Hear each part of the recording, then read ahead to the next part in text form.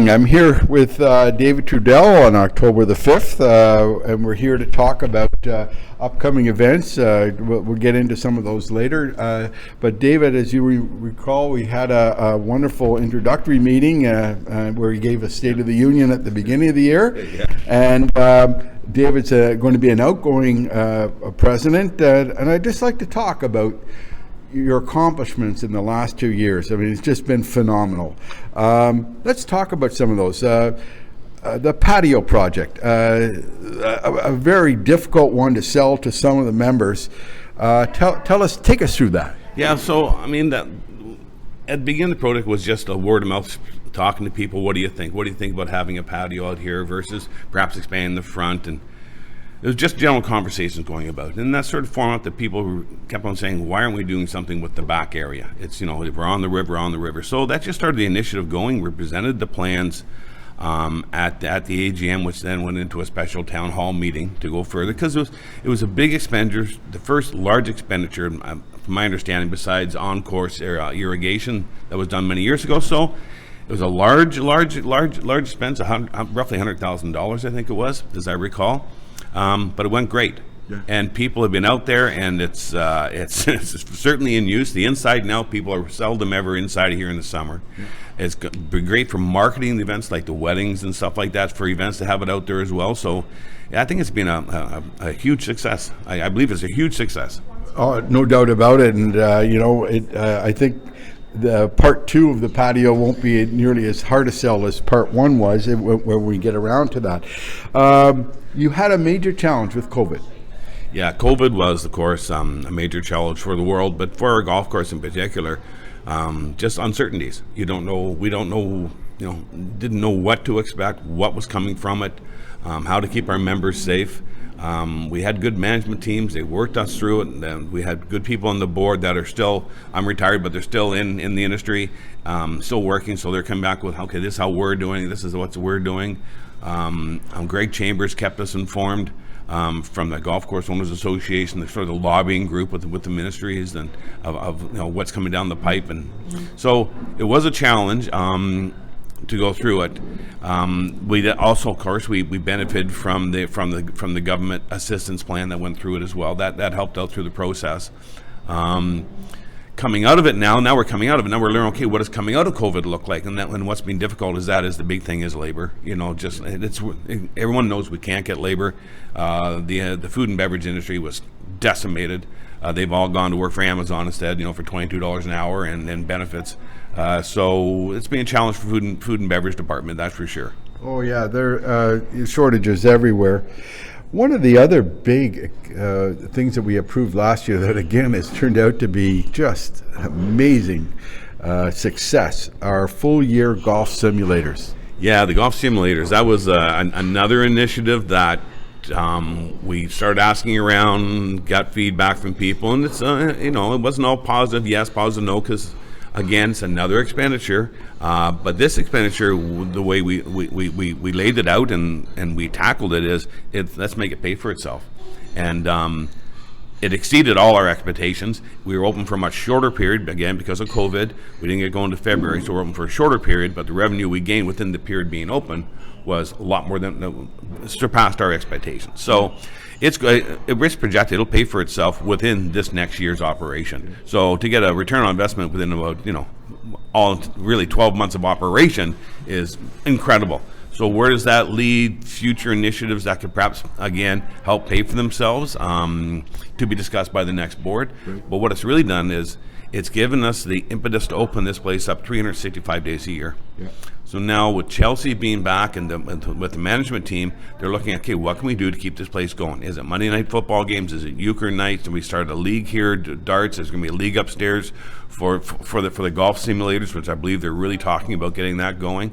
And events like, well, let's have a New Year's Eve party. Let's have a Halloween party. So they're looking at winter events. We have to do that for a number of reasons. We want to be a 365, yeah, but also to retain staff. Yeah. I mean, if we're going to be seasonal shut down, we got to say goodbye to our kitchen staff in the fall. We're not getting anyone back in the spring. I mean, we'll be flipping our own burgers. Yeah. So we have to keep that. So it's out of necessity, but it's also a bonus, and it's an initiative we always wanted to do. And now the simulators have started that process.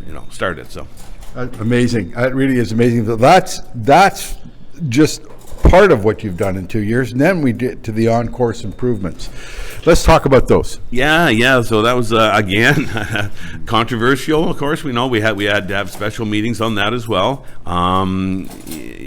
because there's changes to the course, but we stuck to them. They stuck to the master plan. We didn't deviate from the master plan. They're finished. We can't play in some of them. We know the bunker's still out of play. But again, some people like them. Some people don't like them. You can't please all the people all the time. But we put, a lot of money, tens of $80,000, roughly $80,000 into course improvements. The first time in a long time we've done course improvements, from my understanding anyways. So that's great to see. It went really well. You take weather into account and all that. We couldn't get the 7th hole done. So we just didn't have time, and you can't bring a crew back just to do one hole. It's just there's no economies of scale.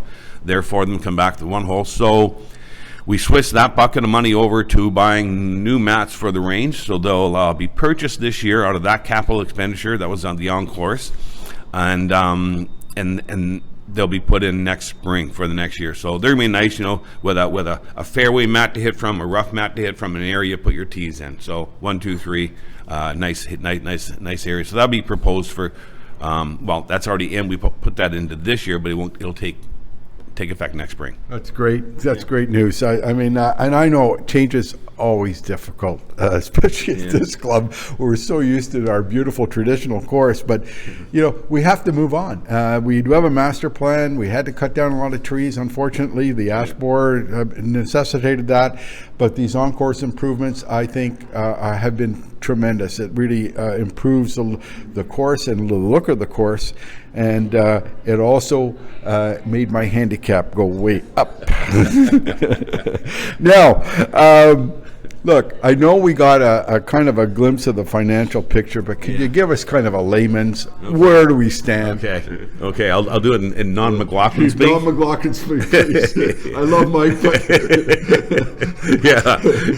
So, yes, we had another good year, basically on budget. We did a fairly good year, all things considered. Food and beverage was, again, a challenge, but everything pulled through this year, so just great. And we're projecting another good year next year. And these are years now without the government subsidies for the COVID stuff. We're sort of standing on our own 2 legs, so to speak. But another good year coming up next year is what we believe we budgeted for. All the signs look like it's going to be great. And that enables us, again, to put a capital projects proposal in front of the members to see if they want to go on it. But all accounts, yes, a very good year again. Okay, so that's good. Yeah. Let's talk about capital projects. Yeah. Some of the big ones coming up. So I guess the largest one that's going to come up is the need to fix the so we're sitting in the dining room here. So in front of the pro shop, that area there where we do what they call the staging area. That's another thing that's being neglected. So there's proposal we get some drawings, some renderings done up for that.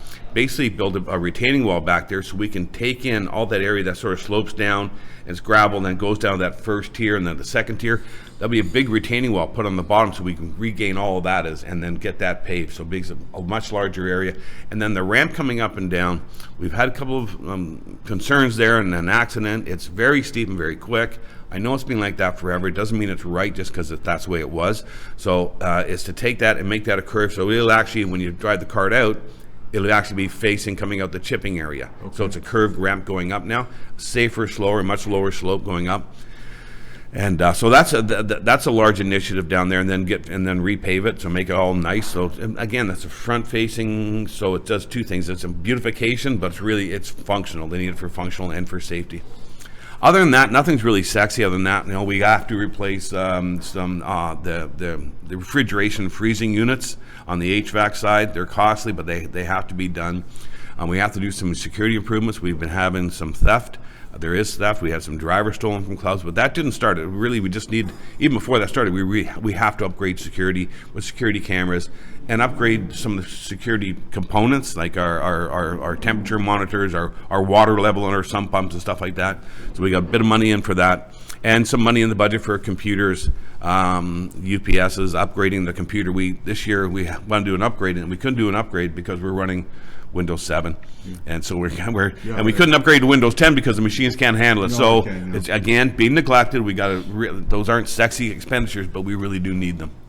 And then some more golf carts to finalize the push carts out there as well. So I think it's being well laid out, and then the managers will give their proposals. All the committees, gave their feedback in, and then the managers look at all and they present it all to the board. Okay. Yeah. So now we have a large departure of directors and a new, pretty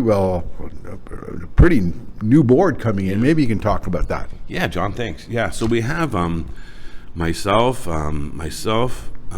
Rona Hamilton, who's our secretary, Mike McLaughlin, who's the treasurer, Grace Thrasher, who's long-term planning and heads up sales and marketing, as well as Jeff Cordes from House.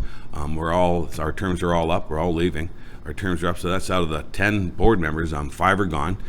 Steve Lydell and the nominating committee done a great job, found fantastic candidates, but in the same breath, that's 50% of the knowledge base is just not on the board. We're there for it. I'm going to be sitting on House, and we're always there. But I guess membership's great. Just get behind your new board and show them your support. It's a volunteer position. It's not easy to do it sometimes. It can take a lot from you to do. It's also rewarding, but we need the board really always needs the support of the membership to bring out the volunteer base to do this. Yeah, no question. You guys give a lot of time, and I want to thank you very much for your 2 years here. It's been a great ride, a great presidency. You've done so much to change the club, much for the better. Sometimes people not kind of seeing the vision, but boy, when it's in place, you can't argue with it. I know you want to welcome back Chelsea, so yeah. I'd like to welcome back Chelsea's back from maternity leave. For the food and beverage department, which we really need to anchor that department up. We've been without her, basically, she's been having children, maternity leave, and off with maternity leave for a couple of years, really since I joined the place in 2018. She's back. She's now putting her she's helped out with the events during this past little bit, like the wedding stuff like that. So she's helped us out on the jams, but she's back full time. She's really eager to get the winter going for us. Really eager to take hold and help move the food and beverage department. I'm going to say out of the slump it's in. Be honest with you, out of the slump it's in, and back to what the members expect and deserve, and hopefully even above that. We want to get back to the halfway shop, making sandwiches again and all this stuff, you know what I mean? Like, get back to where we should be. Hot coffee? And hot. Any final words, Dave? I guess I just want to thank on behalf of the board, and it's a board that does all this. I'm here talking to you, but of course it's it's the board that does all this, and all the volunteering from the board and all the chairs and all the committees for the past 2 years. I guess I want to say thank you on behalf of the board and all the volunteers on the committees. It's been a lot of fun. Yeah. I know I know you commented in your earlier video that it was kind of something that you've never experienced before. So I want to thank you. You did a great job this year. Thank you, Dave, and we appreciate all the work you did. So that's our State of the Union, and the board meeting is on the AGM is on the 20th. The information is all published now. All the initiatives, everything is there. The new board of directors. Please, I think it's an in-person one this year. No, it's Zoom again. Zoom again? Okay, I'm sorry. Back again. So is that okay? We actually get really good participation. Oh yeah, Zoom. yeah. We do. We liked in-person, but we just don't have that this year. It's not going to be an in-person. We got to push back about when we had the summer party. We had the hole-in-one. The hole-in-one pushback was a lot of people know we're not going to come to an indoor event. So okay, let's get it out to it's going to take a while for this COVID to leave us. All right. Well, Zoom meeting. That's great. I can smoke my cigar and listen to it on the back deck like I normally do. Thank you very much, Dave.